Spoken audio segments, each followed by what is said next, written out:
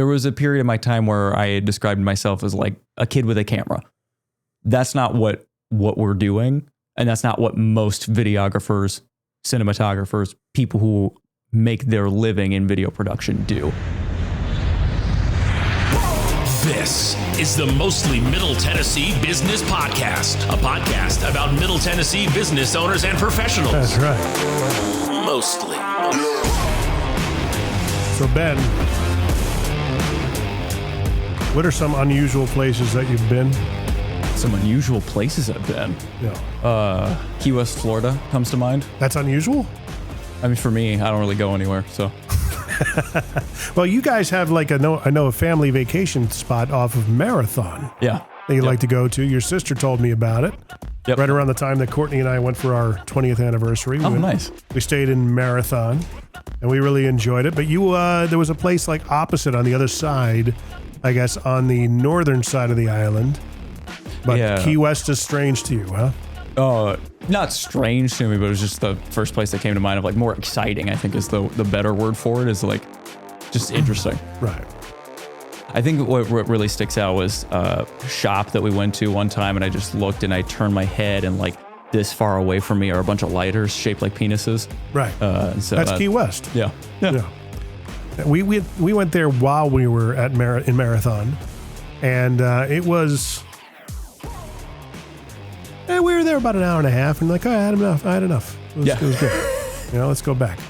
You're like, and I'm good. Thank you. Because it's a tourist trap. 100%. You got the cruise ships that stop there. 100%. Yeah. So today you're listening to the mostly Middle Tennessee Business Podcast. Don't forget, mostly. And of course, you can check all the things out at mmtbp.com. That is our website if you want to be on the show. There's a link there for that. Other housekeeping things that we talk about. Got to thank my big voice guy, Mr. Matt Wilson from the Mostly Marketing Podcast. He's always a great guy to mention if you check out that podcast. Whenever he puts out an episode, it's really good. Really good. Anyone should check out that episode, that podcast. Well, today, we're talking, I don't want to call you my employee. I don't want to call you like my assistant. I refer to you as my associate. I like that. How does that make you feel? I like it. Yeah? We associate, I guess. Yeah. We socialize. So it's Benjamin Yep. Rydberg. Yep. That's right. Yeah. I get a lot of mispronunciations, which is funny because like Rydberg, if you go over Europe, it's basically like Johnson. Like Really? Specifically in Sweden, it is that common of a last name. Is it Swedish? Scandinavian of some kind, yeah. I think Swedish primarily, but Cold weather. Yeah. Which I'm not built for because I'm so used to being fried alive in Tennessee. So, but you guys, did you grow up here? Yeah. Okay. Yeah. So I was born in Pittsburgh, Then did you say I'm sorry? Yeah. How long were you in Pittsburgh? Like 2 years. I have no memory of it. Yeah. Aside so your from like sister does. Ashley does. Yeah. Ashley would. Ashley would. My other sister Bree would, but I have no real memory of it. Right. Except for like one time when I was probably 12 or 13. We went to go visit some family friends and then came back. But like that's it. That's my exposure to Pittsburgh. And then I've been here in the Middle Tennessee area since I was 5. So I really only have this as a frame of reference. And what's the difference between you and your sisters age-wise? So 10 years between me and Ash, and then 4 years between me and Bree. Okay, so Ashley was there since she was 8 years old. No, 12. Probably would have been. She would have been 12. 12, yeah. Okay. So she was influenced by the city. I could tell she's kind of got a little bit of a hardened edge to her a little bit, that Northeast vibe kind of going on that you kind of missed out on. Little bit, but the way I like to think of it is she has a higher sense of understanding when people are being ridiculous and just knows when to field that, whereas I'm a little bit more gullible and a little bit more like susceptible to people's antics. Right. But when she's working, she's in the zone. She's here to do a job and she's here to do it well. And that's something I really admire about her. She's not here to mess around. In previous iterations of this podcast called What's Your Problem, she was actually on, I believe, 2 episodes. And if you look for her name is Ashley Bright. Correct. That's reflective of her current last name with her husband. Yeah. She's married to an awesome musician who has his own musical name called Roar. Mm-hmm. And he plays violin, viola, and fiddle. and it's just exceptional. Every time I see the word or hear the word viola, I want to go voila. Yeah. Well, Right? he basically does that. He's like, I will take this instrument and create magic to present to you. Voila. Voila. Voila. Is it voila or voila? Probably both. Yeah. You don't need to be politically incorrect. You can tell me if you're wrong. It's fine. I say voila. We're associates. But I don't know where it's my thing is, I genuinely don't know. I've only ever heard it as voila, but it could be voila. It could be. Could be many things. Irregardless. Oh gosh, no. Sorry. We were having a good time, Jim. And then he hit me with irregardless. Nothing gets me quite like irregardless. You're not unlike, or you're very unlike your generation. What struck me about you is you and I have been talking about working together for so long. First of all, who do you work for? Tell me about it. I work for a company called it'syourshow.co. That's right. Yeah. What do they do? Listen. It's your show. They just produce it for you. That's right. So if you have a particular message you want to get out there, you want to show that you are the expert in your field, maybe you should consider being on a podcast, talking about what you do. Or you call me. I can help make some short form videos for you. That's right. So whenever you need short form videos, podcasts, and podcast consultation, hit us up. This is like a cheap plug way of promoting our company, but also providing some sort of value. We'll get to that. You reminded me a lot of me. Back in the day when I knew I wanted to get into radio, I spent countless hours at the radio station for free. I came on board as a, quote, production intern, which I don't think there was ever such a thing as a position of that. I think the guy who brought me on just kind of made it up to get free help. Yep. And eventually that turned into part-time and full-time. But in the beginning, just to kind of cut my teeth, I had a background, very surface level background of radio production techniques.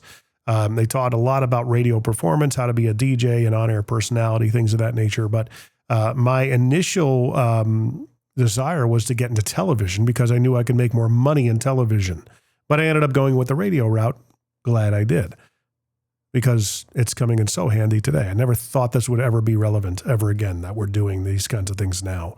But I knew how to cut and splice tape with grease pencils and stuff like that. So the production director needed somebody to come in and do tags for spots, put things into the system. I was a quick learner. But ultimately, when he would leave and go home to his family, I would jump into his seat and start playing around with all the gear, start figuring out the multi-track editor and things of that nature, how to patch in different effects, and start, developing my ear as a producer for radio commercials, imaging and stuff like that for the radio station. And I knew my lab was a radio production studio, and I just kind of took the initiative and I guess took the bull by the horns. You're kind of built the same way. Thank you. Right? I appreciate that. Because you've been with me a couple months now, but prior to this, we've always talked about bringing you on and trying to figure out a way to make it work. But it dawned on me the one day you wanted to come and see how things were done and how I did things, and you were videoing, and then we were just taking a break in between episodes. I was talking to the guest and the client and stuff, and you just sat right down in my seat and started just figuring stuff out, looking at how I have stuff set up. And I looked at that. I'm like, most people would be like, get out of my seat.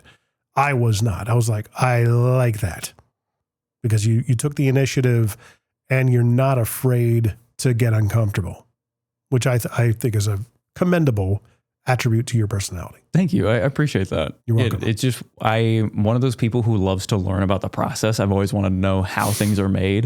And I've just been like that ever since I was a kid. I love, just more so than watching a movie, I was like, I want to know how they did it. Yeah. I want to know specifically, like what did they do to build this scene? And I spent a lot of time on YouTube doing that exact thing. Do you find yourself watching a scene and go, okay, that's a jib shot. They're on top of this thing. They're using this kind of a lens. Oh, I am really insufferable now. My dad watches a lot of movies and he's like, I love watching movies with you. I hate watching movies with you. Right. Because I am exactly that person. I'm like, why would they make this creative choice? Or like, why did they use this lens for this? Or why would they go about this? I've complained many a times about coverage in certain movies of like, why did you not cut back to this angle? you really needed to be able to see this person when they said this line. Why are you staying? I get so in the weeds about that stuff. Do you remember when you kind of had that first inkling of an interest? I was probably like 6 or 7.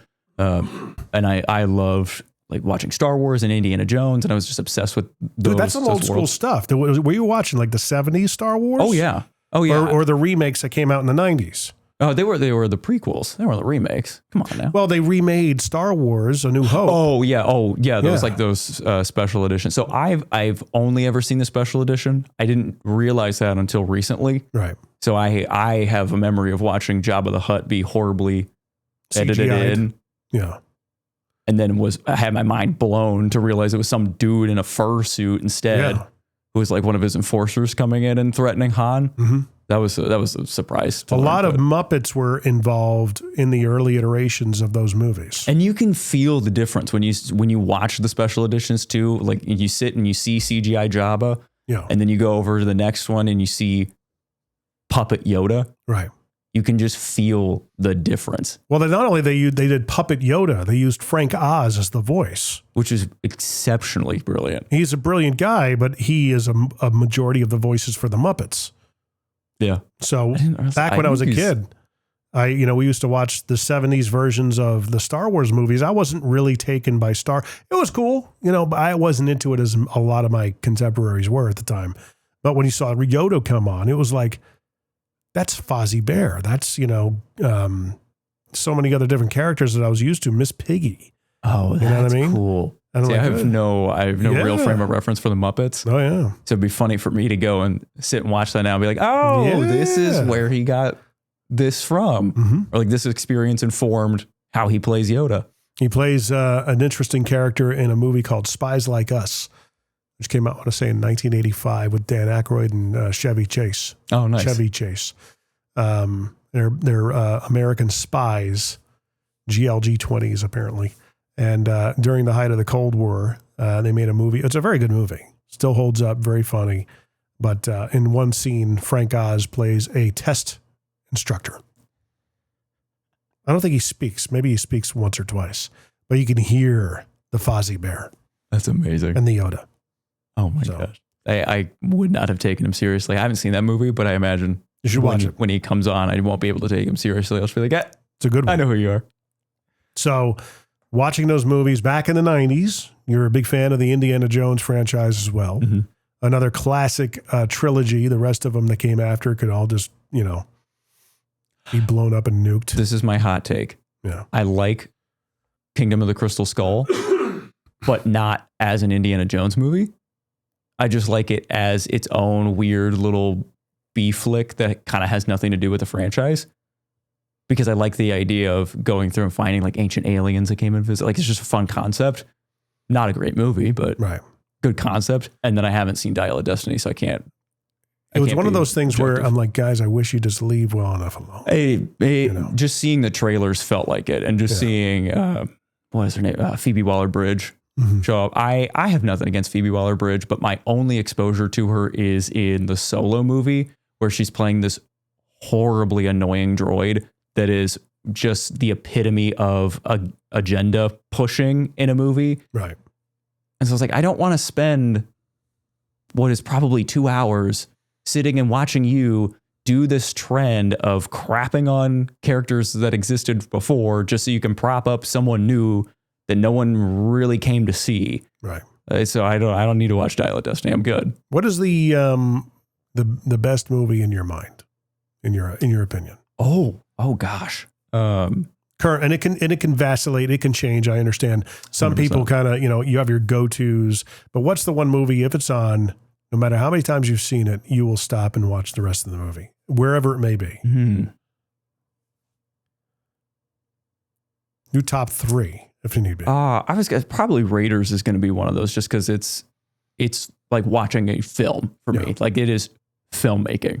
Spielberg was so good. He was so good. Is so good. He has that mass appeal that so I loved filmmaking so much that I convinced my parents to let me go to Belmont for motion pictures. And I remember being so different from the rest of the kids there because they were talking about all these auteur directors who are just like so famous in the world of filmmaking. And I was like, I haven't seen this movie. Right. I don't care. Right. I'm not interested in your Oscar bait. I just know I loved this specific style. Bait. Oscar bait. That's a thing. Oh yeah. Oh yeah. So it's when you design a film to appeal to the Oscars. Doesn't mean it's going to be a good film. No. It depends. Some of them are fantastic. No, Jerry Maguire. Yeah. Jerry Maguire. Yeah. But some of them are just very much, we are here to check the box and try to win the awards. And it's more that like behind the scenes trying to prop whoever they need to get into stardom. Right. So makes sense. It's a whole thing. But none of those movies that, are part of like their standards at this point, the Indiana Jones trilogy, they never won anything noteworthy that I know of. Not that I know of, but I wouldn't be surprised if there was like an editing type award for them. But even like Jaws, which you admitted to me recently you had not seen all the way through. Okay. You didn't have to put me on blast like that, okay? I just can't believe, being a cinemaphile, as much as you are. As much as I am, yeah. You have not seen possibly the most well-made movie in history. Yeah, so I had a lot of dreams as a kid. So I originally thought I was going to be an actor because I loved doing middle and high school theater, and I liked being on the stage. And then after a while, I was like, I actually want to be behind a camera instead. I want to not be up on a stage like that. So it wasn't really my senior year until it was like, I want to go to film school and I want to pivot hardcore like that. So then I was surrounded by people who would like really done their homework on all sorts of movies. And meanwhile, I'm playing catch up as we're taking classes, like trying to watch like, oh, you haven't seen this movie. You haven't seen this movie. You haven't seen this movie. And then after a while, I just kind of gave up because I had no time. Yeah. And so it came down to, you'd watch your film that you were assigned for the class that you had, and then like whatever clips that we talked about in the course, and that was it. Jaws it's like watching for a season there. My wife and I never watched the Godfather series. You've never watched The Godfather? Until somebody did exactly that. And we were like, you know what? He's right. They're right. We need to go and just rent them. And I think we watched it when we were still in Vegas, maybe, because we were on a Sopranos kick. We kind of were late to the Sopranos when they came out. So Sopranos came out in 99, I want to say. And they started getting really popular. I didn't really take it much seriously. I was so involved in radio and doing that at the time. And, essentially getting us out of where I was into the next thing, which happened to be Vegas. And once we kind of settled in Vegas, we were able to catch up with The Sopranos. We fell in love with it. And then we got into, I was always a big fan of Casinos. Casino's a good movie. Wasn't big on Goodfellas, but once I was in Vegas, Goodfellas became appealing. And then now it's just one of those movies that you can leave on and you catch it midway. You can watch it till the end. It's just a well-made movie. Jaws is like, how the Godfather series was to us, Jaws should be for you. Now, with that, I will say, if you feel like you need to watch the second one, okay. Don't kill it with the third, fourth, and fifth. It's just one of those sort of. I don't think they made a fifth. Maybe they only stopped at fourth. But the law of diminishing returns came in. It was just every time they go back to the franchise, it gets worse. It was bad. But the first movie was probably the most perfectly made movie ever. I want to say ever, because the casting was right. The conditions under which they filmed the movie and produced it were so, I think that's reflected in the movie itself. Everything they went through hell to make that movie. I mean, the lore behind the production of that particular film was such that like Spielberg thought he would never work again in Hollywood. He's like, I'm just completely wasting the studio's money. The shark is breaking down. The conditions aren't right for everything that we want to do. It was, the story behind the scenes was so tumultuous leading up to that opening day. It was unreal. And then it became one of the biggest blockbusters ever and put Spielberg on the map. Like his gauntlet that he had to run. You know what I mean? Yeah. Or the gauntlet had been thrown. It was the biggest challenge to him to get that thing done. My favorite fact that you had shared with me was that on the last day, he's hiding on the shoreline as they're out on the boat. and he's directing from afar because he's so afraid he's going to get drowned by the crew. Yeah. Yeah. But I mean, even with Robert Shaw's Quint, he had a few in him when he did one of the most iconic, like there are actors that take that speech and study it and break it down and rehearse it and recite it. It's called the USS Indianapolis speech. And he riffed it. I think he was probably a couple of sheets to the wind. On a whim. On a whim. I mean, here's the general direction. I don't know if he memorized every single line, but, with such conviction, you believed every single word he said about being on the USS Indianapolis after they delivered the bomb to Hiroshima and, how the ship went down because it was hit by a Japanese sub. And, dude, it's just, you need to watch it. Yeah, I do, because a lot of the films now, you could never get away with something like that, I feel like, in a modern movie. To get that kind of human emotion and element into it? To get that kind of human emotion into it, and also like just allow passion to take over. Like if something's really that good, let it be there. Right. I feel like a lot of the movies I've seen lately are just so made by committee, trying to appeal to the most amount of people and be the safest thing ever, that it's just kind of sludge. To where I'm like, no, what happened? Yeah. It's like music. What's going to appeal to mass people? But, back in the 60s and 70s, I'm just going through this myself recently. We're playing, a show for the Huey Lewis and the News tribute band, The Heart of Rock and Roll, May 28th at the Nashville City Winery in Nashville. Go check us out. Come see it. Yeah. It'll be, go to hueytribute.com for tickets. And if you want to see us in Georgia, we'll be there 2.5 days later. 3 days later, the 31st. But anyway, I've been syncing up all the backing tracks that this band has to the original tracks that Huey Lewis and the News put out in the 80s and some in the 90s. Dude, they're all over the map in terms of timing and tempo because they let the human element live and breathe. Instead of just being so stuck to the click. Right, so rigidly timed out. Yeah, that's kind of like what you're saying. It's interesting that back then they allowed that kind of character development to be human. And, now you kind of have it prepackaged. Oh, you have it prepackaged, and you have, like, when it comes to writing a story, you feel like I'm watching a lot of characters who are like perfect from the get-go like perfect from the get-go. I hate it because they're like these bland, uninteresting, flawless characters who are being propped up, and then they don't go through an arc. Right. Because they have to appeal to the most amount of people and be the most, like, I don't understand that appeal, because I don't like Indiana Jones because he's anything like me. I like him because he's absolutely nothing like me. Yeah. He is an everyman, but he and I are not the same. You know what I mean? And I feel like so many people nowadays are trying to try to attach themselves so vividly into these stories. But in order to have a protagonist that has mass appeal, it has to reach all these different personalities. But they make such a blank canvas for people to project themselves onto that you don't have anything that makes this individual that you're spending 2.5 hours with unique. Right. And that just drives me up a wall. I can see that. I would say the MCU movies, I think they did a really good job with making the characters messy. Yes, make them messy. Yeah, and I think they did, because that's what I don't think DC is understanding. DC's not understanding a lot. They're dark characters, but they're unattainably dark, if that makes sense. Like Batman is you can't relate to him because he's a billionaire and stuff like that, and he had a very dark past upbringing, so on and so forth. A Tony Stark you can relate to because he is so imperfect, and he embraces his perfection. He's willing to, go to the edge and say he's wrong, or he apologizes, or realize that he messed up. Not that I'm saying a character in DC world doesn't do that, but Superman is almost indestructible.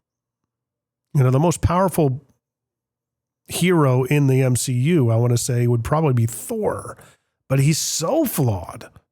And, Chris Hemsworth did such a good job of conveying that, prior to Endgame. Everything else that came out, after Endgame has been, okay, it's Marvel, what do you story, think? Yeah. It's a totally different story. But up until that, it was almost such a classically, perfectly arced out story, multiple plot lines, so many messy characters that people could relate to, even though they were, heroes and stuff like that, being able to do things that most people can't do. There was still that human element you could relate to, It was like building a chord in music. Right. Each character had a note. And they did it was beautiful how simple it was to begin with, because it was very classic Joseph Campbell hero's arc, like beat for beat. Every movie had a self-contained story. It was very clear. We were starting from one place. We are ending in another. They're going to go through all sorts of stuff. And then once you understood, this is how our stories work, it's just classic hero story. We're going to do it again with a different personality. We're going to do it again with another different personality. And now we're going to bring all those personalities together, and they're going to do the same thing together. So in a messy way. In a messy way. But that was the thing. It was revolutionary because they were doing the thing that everybody had done before with just a little bit of difference. Right. They didn't completely reinvent the wheel, and yet they made something that had society in a chokehold for years. I know. 10 years. They had such an amazing run. You remember when the Marvel Studios logo came up, when Infinity War came out, it was in the word studios for the I and the O, it was a 10. Oh, it was amazing. Because that marked the movie that came out 10 years after Iron Man, which kicked everything off. And even looking back at Iron Man, how it ended, they told everybody in the room, just so they can keep it hush-hush, that it was a dream sequence when Tony Stark admitted that he was Iron Man. Did you know that? No. Yeah. Oh, that's funny. So with the test audiences are told, this is the people that were actually in the scene. Oh, got it. So they kind of used misdirection. They did that for the funeral scene in Endgame. They told everybody that it was a wedding. Yeah. Show up and dress like you're going to a wedding.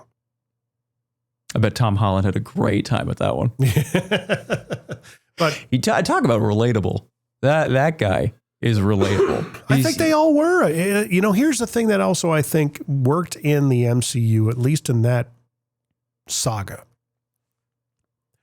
The cultures within the movies themselves, not just what you see, but how these actors worked together and dealt with each other, related to each other off screen, with the camaraderie they must have been very healthy, I think.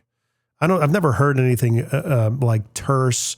It was very uplifting, very positive. And I think that comes through. It's like when Rich Redmond, guy that I do another podcast, The Rich Redmond Show, check it out. He told me many, many years ago, he says, look, I sometimes will spin a stick going into a cymbal crash. And he says, I had somebody ask me, did you just spin a stick while hitting the stick? He goes, yeah, I did. Why'd you do that? He says, because energy makes it to tape. And I said, and I'll never forget him saying that, the way he said it.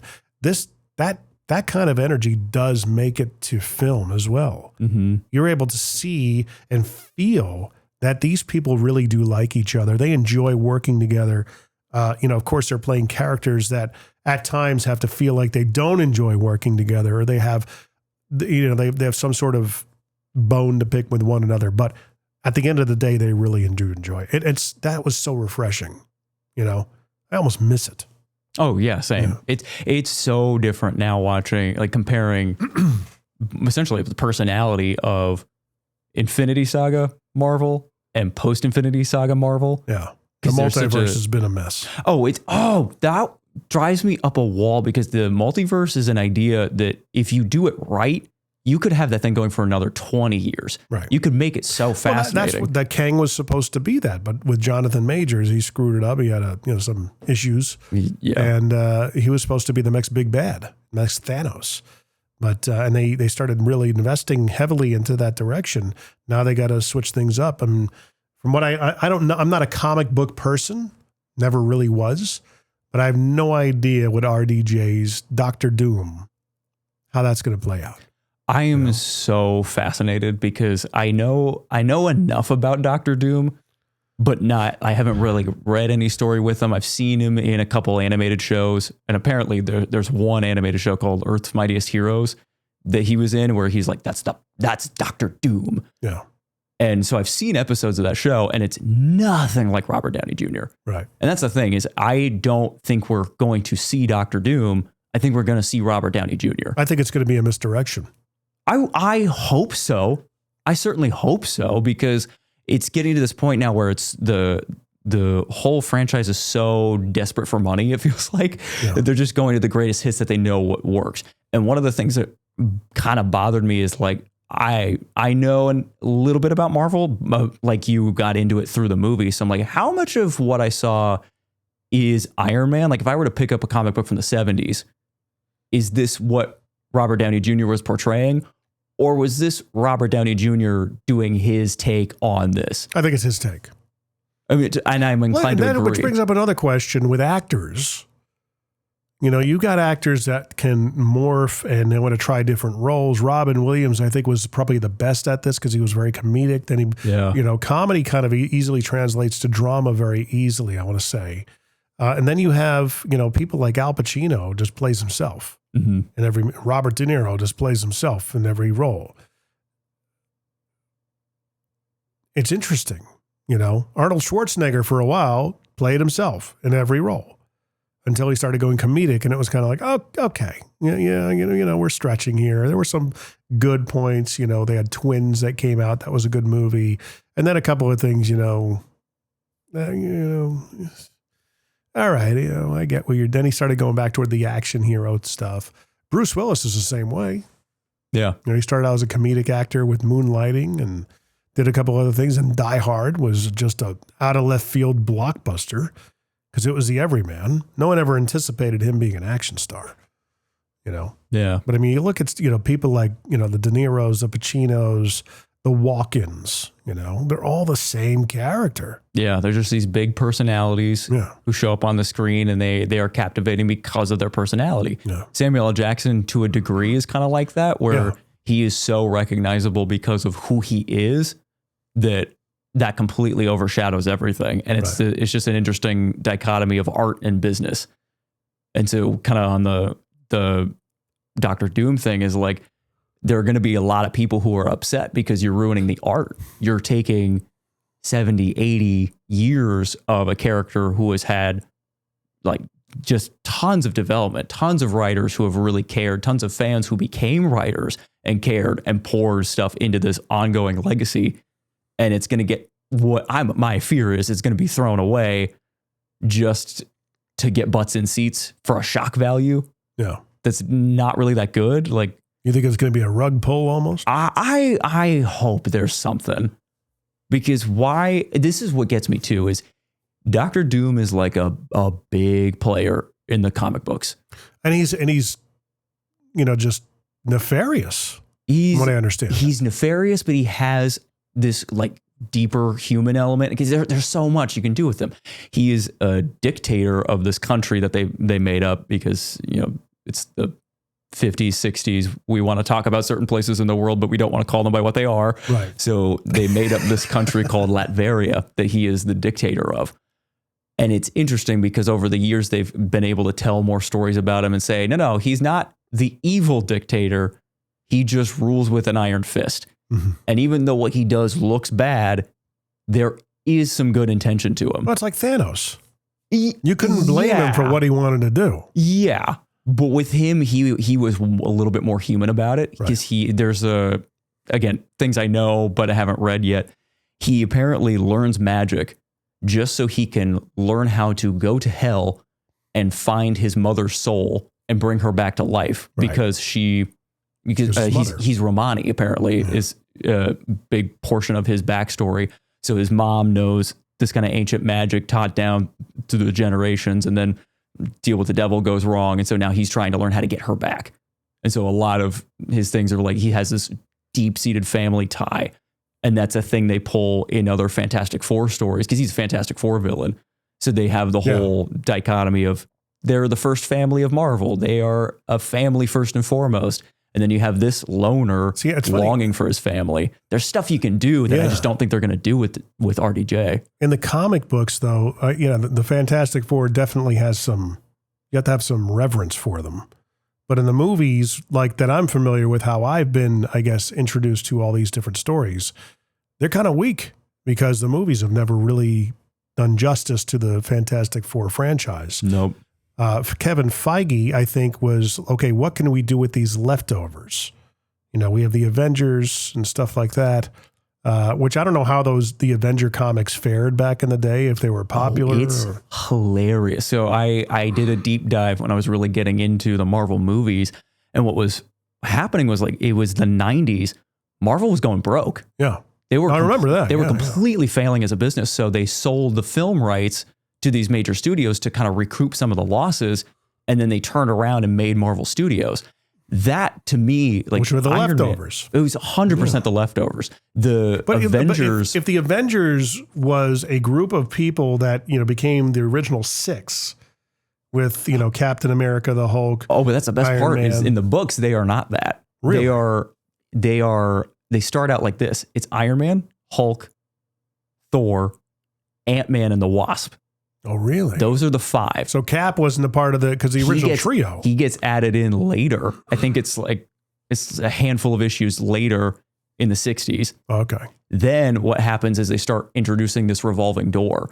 So then some of the originals will leave. Cap will reform the team, and he'll bring in people like Quicksilver and Scarlet Witch and Hawkeye, and they become a group. And then after a while, they start adding in characters who they haven't brought in yet to the MCU, but are coming, like Wonder Man. And so then over time, the team just keeps changing. And that was the difficult part, is they were kind of the B team because they were just this undefined roster of characters, but they had like little eras in between. So like you'd have, and I'm just throwing out numbers arbitrarily, but like, you know, 1967 to 1975, you have a group that's a team and you follow them. And then after a while, it's 75 to 82, you know, like something like that. Right. So when it's 2006, probably when they start producing Iron Man, they have these characters who are not at all famous, not at all household names. What can we do with them? With a guy like Jon Favreau, who is a director, a filmmaker, a storyteller. And a comic book nerd. And a comic book nerd who loves the craft. Yeah. He gets the business, but he loves the art. But I think Feige had a lot to do with that. Oh, 100%. Yeah. Oh, 100%. Yeah. But I'm saying, like, on the set, you have Jon Favreau captaining that little ship. And then you have Feige being the head of the entire fleet. Does your garage door sound like this? If it does, it's screaming for help. Call Incredible Doors, 931-348-DOOR. We're making garage doors in Murray and Williamson counties work better and sound better. We just make them incredible again. Go to IncredibleDoors.com or call 931-348-DOOR. Follow us on Facebook for specials on maintenance visits, keypads, and other items. 931-348-DOOR. IncredibleDoors.com. I mean, Iron Man, I think, was their last. That was their Alamo, in a way. And if that didn't work out, then it wouldn't. Yeah, there was toast. But I mean, I remember going to see that movie. A friend of mine, longtime friend, Victor, since I've known since we were 11. He was always into comic books. I was not, and he would read the X-Men and stuff like that, and be able to relate with the other kids. I just was never interested. Yeah. And when Iron Man came out, my wife and his wife hung out at the house, and he said, "You want to go see a movie? Just the both of them?" Yeah, sure. You know, we went. And he's like, "What are we going to go see? Want to go see Iron Man?" I said, "Oh, that movie about the robot." That was my response. That was most people's response. And he kind of looked at me and goes, "Sure." What a good friend. Yeah. What a good friend to just let you have that moment. Just let you figure it out and be surprised. But I did recognize the name, like Tony Stark was familiar to me. Interesting. Just by, listening. Just association. Yeah. A little bits of recall here and there on those types of things. And then, of course, at the end, when they reveal in the bonus scene with Sam Jackson coming out as Nick Fury, talking about the Avengers Initiative, I'm like, oh, okay, I know that. I have no idea who's in the Avengers, but cool. And then they had Captain America, and then Thor came out. They had Iron Man 2 that came out. And I remember watching Iron Man 2 when, I think it was 2010, it came out. My kids, we would always get them ready for school before I went to work. And for some reason, the scene where they were on the racetrack in Monaco, and he suits up with the suitcase. I would never get old. I love that it's shot. One of the best suit up scenes. One of the best suit-up scenes. But I've probably watched that hundreds of times just with my kids getting ready, one kid being in the bumbo chair and feeding them and stuff. Indelible memory. And then the Avengers come out. I never saw it in a theater. Only saw it when it came. I think we got it on DVD through Netflix, for a Friday night movie or whatever. And we watched it. It was 2.5 hours. I'm like, oh, look at that. They're all coming together. I had no flipping idea. That's how dense I was. Oh, look at they're all working together, and that's cool. That's kind of cinematic ingenuity. Are you dense, or are you just like everybody else who has no exposure to this franchise? Because, like we said, you're being thrown the B team, right, with A-list celebrities, and that was what was ingenious. I think Chris Evans was not an A-lister. Chris Hemsworth was not an A. I guess I think they are Robert now, Downey Jr. And now they are. Robert Downey Jr. was in danger of losing everything. But you had enough star power there for them to land it, right? Like you had Chris Evans, who was popular in a lot of, I would imagine, more like what you label chick flicks, and you have Scarlett Johansson, who he was in the original Fantastic Four too. He was in I forget that sometimes. He played the Flame, the Human Torch. The Human Torch. Thank you. You're doing great, Jim. Yeah, no, don't you worry. Human Torch, the Flame on. The Flame. Yeah. I mean, that's on his name. It's about the same thing. See, I'm not familiar with it. It's like you were close. The X-Men movies too, where they were just little engines that could. Oh God, what a fascinating study. What an interesting franchise to watch as someone who enjoys the source material. Yeah. Those movies to start hated it. Right. Bryan Singer would not let comic books on the set. I'm like, why? You're adapting a comic book. Yeah. You hate it that much, and yet you're hired to direct a movie based around it. Yeah. And now the culture has changed so much to the point where they're more understanding, but especially with the MCU now, they're like trying to pivot and do their own thing on top of the lore, but it's not good. Right. So it's like, you're not contributing, you are co-opting. Right. And that's something I cannot stand.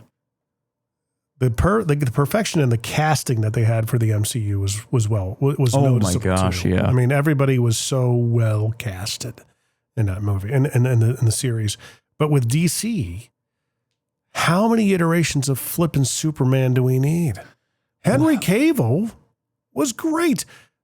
He was given a horrible script. This is my hot take. I do not like Zack Snyder's. What about Brandon Routh? He was good too. Oddly enough, I haven't seen his movie, but I've seen him in a TV show crossover that he shows up in, and oh my gosh, is he Superman? He's a good Clark Kent Superman. He does a really fantastic job. He did a great job, and he only got one shot, and that was it. And then he brought Henry Cavill in, and it's like, okay, reinventing the franchise, where they redid the whole thing with Man of Steel. To do this dark, angsty, emo version of the story that is so different. But it made sense. It was a well-done movie. It's a well-done movie, but I think what gets me is it's diverting from who Clark is. It diverts from the source material a lot because he's not this sad, angry, like on the verge of hating humanity, which is kind of the vibe I got through some of the scenes. Even Jonathan Kent in that movie is such a stark contrast. Like I'm watching the TV show Smallville.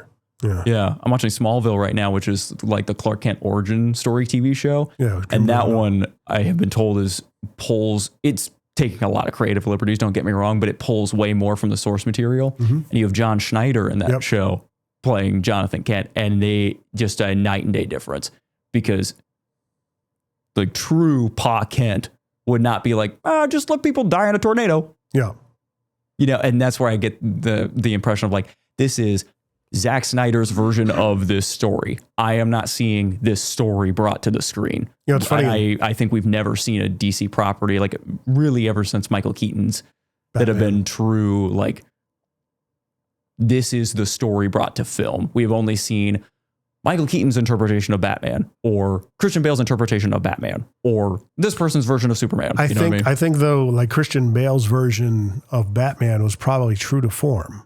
Truer to form, yeah. But it's one of those where it's that weird feedback loop of like, they are taking from this era of the comic books and now we're putting it on the screen, and then now it's going to be important to the comic books later. So now they're going to copy the movie, which is copying the books, which is copying them. It's just this weird back and forth. Right. This is kind of strange. it alters the conversation. And now we're like, but I just kind of want to read Batman, like actual Batman. Yeah.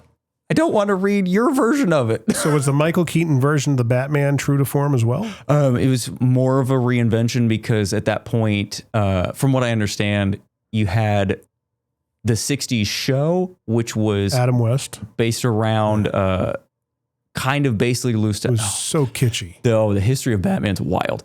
He starts out as like this loner vigilante who is not afraid to pull out a gun and just shoot somebody. Right. And then they made this thing called the Comics Code Authority in the 1940s. So every major publisher had to follow these specific rules. And that's how the no-kill rule, like outside of the universe of the comic books, gets made. It's like, actually, we can't do this anymore because we are publishing books for children. So maybe we shouldn't show him to shoot criminals. Yeah, I don't know that. A concept. Yeah. So then they do a hard pivot in the 50s and 60s, try to make him very family friendly, very on the up and up. And so then that's what the 60s TV show with Adam West bases itself off of. But then people are like, oh, Batman's a joke. And so when you get around to making the movie with Michael Keaton, they're trying to pivot really, really hard. They tried to make it dark, but it was very angsty, very moody. Yeah, but it was what's his name directing? Tim Burton. Tim Burton. So, and again, going back to this is that director's stylistic flair on it. A lot of claymation. Tim Burton's Batman, not Batman. You know what I mean? It's just an interesting, and I don't hate not these Christopher movies, Nolan's Batman. Yeah. Or exactly. It became the director actor pair of this character. I like the Christian Bale Batman because they based it in reality. Like, all the Batmobile was based on military gear, military equipment. Yeah.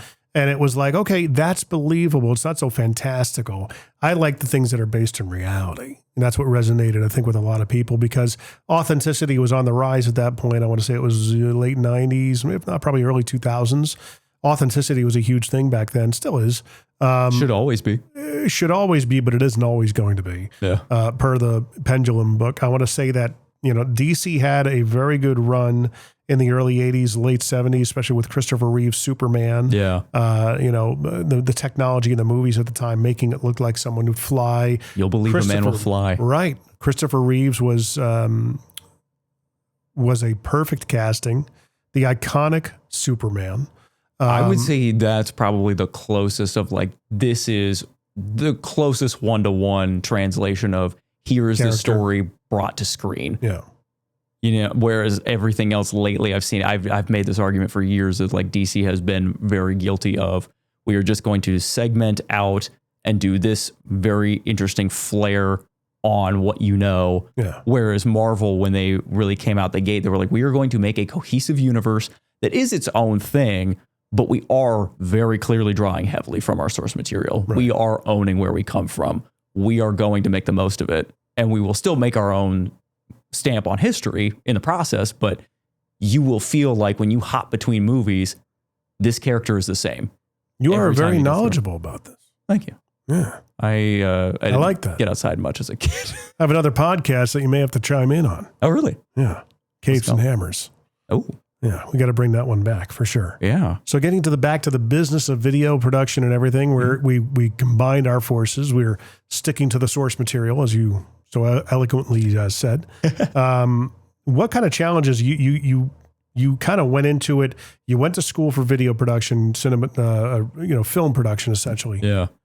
What did you work for anybody, or did you just kind of do your own thing? Yeah. So I picked a great time to graduate early. In 2020. What happened then? Nothing happened that year? No, it's very, very uneventful year. Absolutely nothing happened.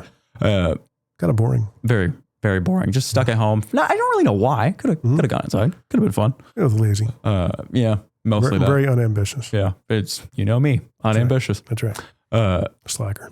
But yeah, when we were stuck inside for so long, I just sat back and watched, and having soaked in 3.5 years because I was trying to graduate early. I wanted to get into the business. I wanted to go and do. I was excited.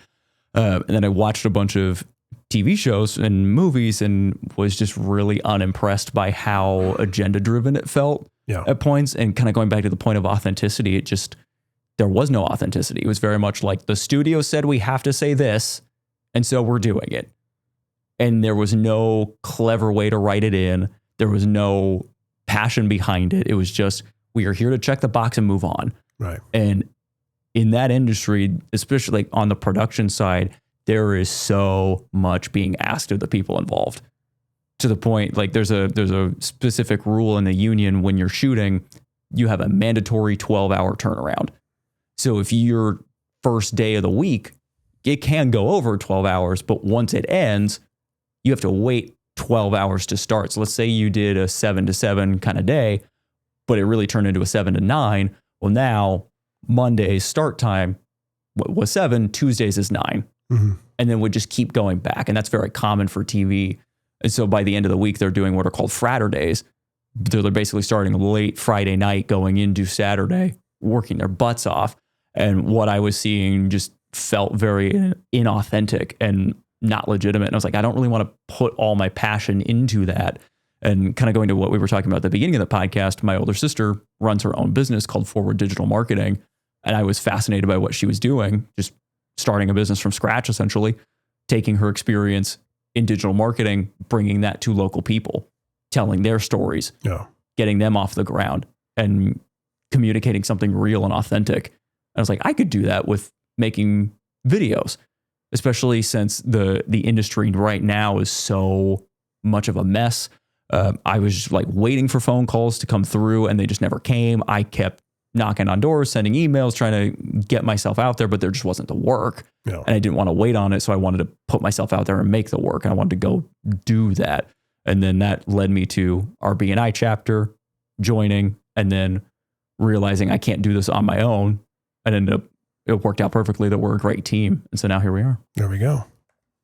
What was one of the big challenges that you had? I mean, dealing with customers. I mean, what was the one thing that stuck out to you that you were kind of like, oh, I need to work on this? There were a couple things. And I think the biggest thing was learning to speak the language of the client, because I am much more of a process person. So like we talked about earlier, I love to get in the weeds. I love the complicated things. Give me the weird little nerdy tech talk. I can tell you about SDI all day, every day. No one cares, And so I would try to like externally process what it was that they needed, and their eyes would just glaze over. Right. So learning how to do the business talk of just like sum it up, get to the point, communicate that clearly instead. That was probably the first biggest challenge. And then the next one was, how do you attach a price to that? Right. Because I'm not really turning in a physical product that I know how long it's going to take to produce. I know exactly how long it's going to take for me to machine these specific parts. Every video is a little bit different, and every person's needs are a little bit different. And even though you are generally making the same thing, there's still a lot of nuances. And what's funny is people don't always realize that their tiny requests could mean many, many hours difference in producing their video and doing it right. I told you the story about the guy. Maybe I didn't tell it on this podcast, but there was a guy who took me to lunch and wanted to pick my brain. And it's funny because the posture was right there from the get-go. He had kind of an inflated ego. Love that. Yeah. And wanted to be an influencer, a thought leader. And I think he modeled a lot of what he wanted to do after what Gary Vee had done and was doing and is doing to this day. So we sit down. I kind of knew of this guy through a colleague of mine who went and produced some sort of a semblance of a podcast for him. I don't even remember the guy's name, but he's kind of all but disappeared from social media. But his whole thing was, don't Google me, because at one point he was arrested and convicted for something and stuff like that. So he couldn't drive, but he drove like this used S65 Mercedes to the meeting with his driver. So they both get out. We go into the restaurant, shake hands, sit down. And for probably the first 20, 25 minutes, I just listened to him. And he's essentially talking about what he wants to do in terms of it looking like, I was just saying, okay, you just want to be Gary Vee. He wanted like real time, up to date, 5 to 10 minute documentaries being put out every single day. And he was talking about all these things. And, with my background in radio and how that business operates, I'm kind of cynical. So I go into it and I said, okay, let me stop you right there. I'm going to sum up what I think exactly it is that you want. You want to do what Gary Vee is doing, and you want somebody to do it on that kind of a level, but you only want one person to do it, and you only want to pay them like maybe $60,000 a year. That might be actually pushing it. And he kind of looked at me with eyes the size of pie plates, and he goes, "That's exactly what I'm thinking." I said, "You're looking for a unicorn. Mm-hmm.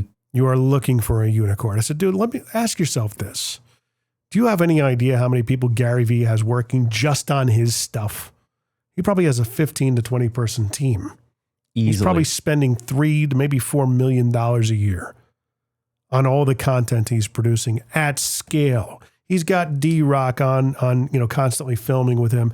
D-Rock's probably got somebody that's taking the footage and offloading it and getting it uploaded and taking the notes and making sure that they know where all the pertinent good stuff is. They're building the story as they go along. They got a team back in New York that's, getting the footage, sorting through, finding the time codes, putting the story together, and they got another team that's putting the graphics on it, and then another team that's uploading it and researching the hashtag. It's a beast of a process. It is a full-on production, and that's what I think people don't realize is just because you're seeing it on your phone, right, and they might not always have the exact lighting that looks like a movie, you are seeing something that is produced. Right. You are seeing something that has taken time that looks like it's done instantly. And in some degrees, it probably is, but you're still looking at something that has taken a lot of effort, especially those higher end influencers like a Gary Vee or a Bradley. Like they are putting in some effort and some time and some money. They have a budget. Yep. And that's the thing is that's what drove me nuts, especially wanting to start my own business and being around people who start their own businesses, feeling like they have to push content constantly is like, this is a full-time job. And there are businesses out there who really deserve that movie star treatment, but they can't do it on their own because they're busy running the business. So they don't need to take on another full-time job. And that's where I wanted to come in and help alleviate that stress and taking what I know from Belmont, taking what I know of being on true film sets and music video sets, bring that to you, help make that easier for you. And now I'm excited to be here working with It's Your Show. We can build it. It's your show and we can produce it for you. That's the thing is if you want a show, it's got to be produced. Right. It's not just something you've stitched together 5 minutes in and you're done. That's the one thing I learned from the car business was the business side of things. Because I came out of the creative side of radio, not really caring about what the sales department had to deal with. Mm-hmm. And as long as my check cleared every pay period, I was good. But I still had a side hustle that enabled me to kind of sharpen a sales knife, if you will, a sword. But I never really had to close. I did close. And I typically, by showing my talent and my tenacity and what I was doing in those areas, whether it was video or audio or voiceover, I could close. It was an easy close because it was me. It was my stuff. If you want me, you're gonna buy what I'm selling you. But typically, I never really understood how to price myself either. When I got into the car business, I was selling essentially a specialized commodity. Yeah, a Honda Accord is a nice car, but you can buy it at 5 other different places that are all vying for your business and willing to capitulate on price if need be. We've got the same kind of car that they have. The only difference is the person that's selling it to you and how much you like them. And how effective are they at persuading you to go ahead and just do this right now? Because the last thing you want to do is go back and forth and ping pong and stuff like that. So the closing game became an art form for me. And I took that after I got out of that business, talking to creatives, because a lot of creatives have a very stern, staunch position of, I know my worth. I know what I'm worth. I don't give a crap what you think you're worth. Neither does the market. Neither does your client. The market doesn't care. The clients don't care what you think you're worth. Sell it to me. You need to sell that to me. Mm-hmm. I'm worth this. I don't give a crap what you think or what you feel your worth is. It doesn't matter. Okay, because there's somebody out there that could probably provide me a semi-decent product that I'll be happy with at half or a quarter of the price.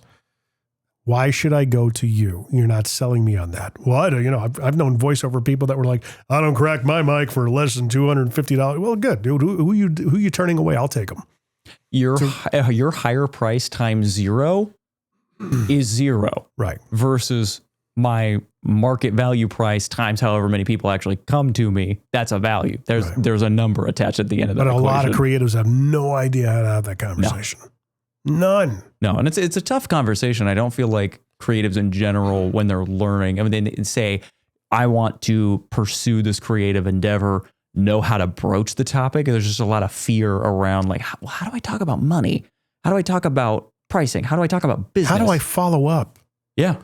How do I talk to the decision maker? I mean, those are real issues and questions that people have had. I've done talks in front of crowds on sales for creatives, a very loose topic.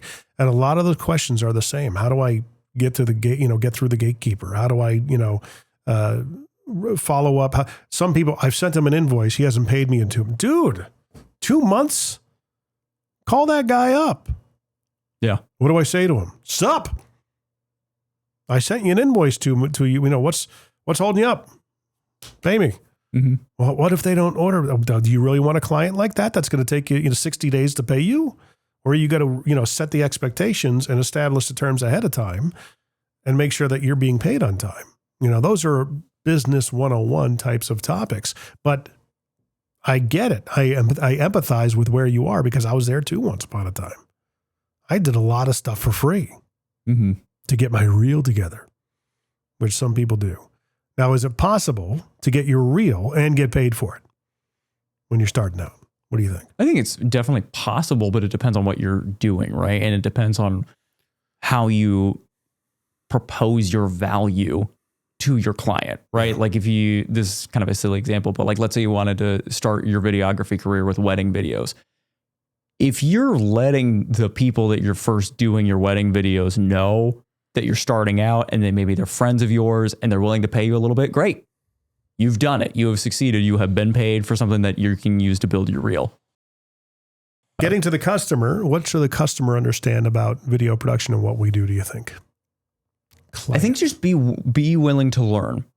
Don't assume that it's as simple as picking up a camera. There was a period of my time where I had described myself as like a kid with a camera. That's not what we're doing. And that's not what most videographers, cinematographers, people who make their living in video production do. There is a lot more effort and there's a lot more that goes behind the scenes that you don't realize. So just be eager to learn. And I think by having more of a conversation with your videographer, you're going to learn how much more effort goes into it. And that will get you a better understanding of what value they're bringing to you. And if your videographer can't effectively communicate what it is they're bringing, why it is they're bringing it, and they're not willing to listen to you and what you want and tailoring the experience around your goals, that's not a good match. There we go.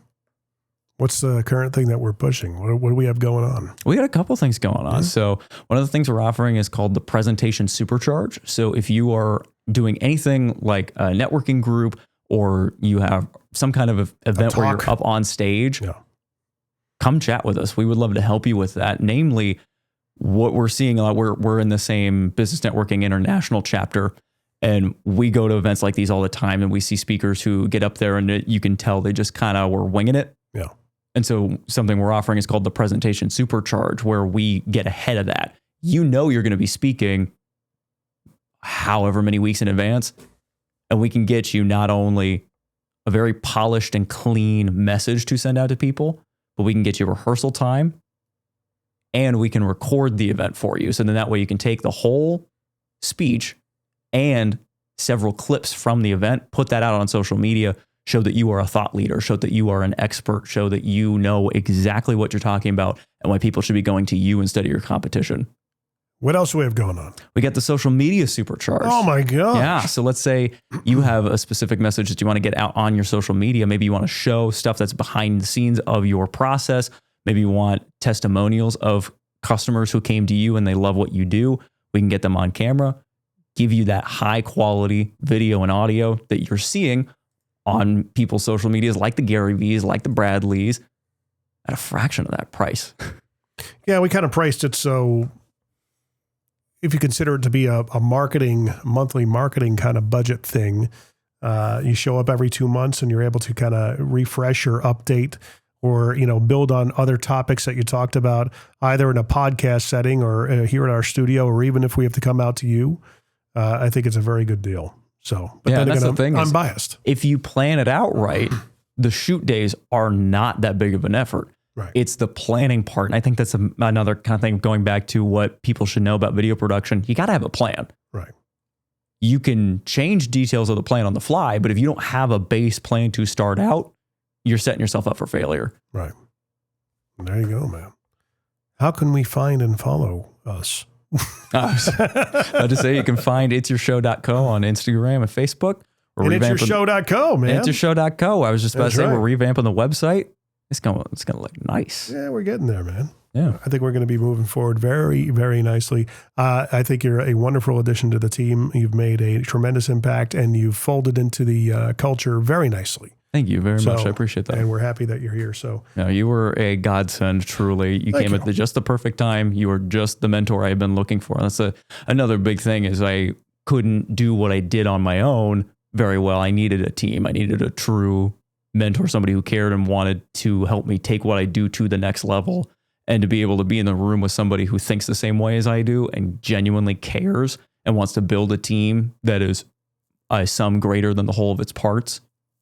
I think I said that phrase right. Yeah. Probably didn't. But I think technically you're probably ahead of me because you're more adept to learning all the new technology that's coming out than I am. I'm more about like, okay, I understand the business aspect of it, and I understand the storytelling as well as the greasing of how everything should look. I think I have a little bit more of an advanced, longer in the trenches, I guess, as a director, if that makes sense. Yeah. So, but there's definitely stuff that I'm learning from you, buddy.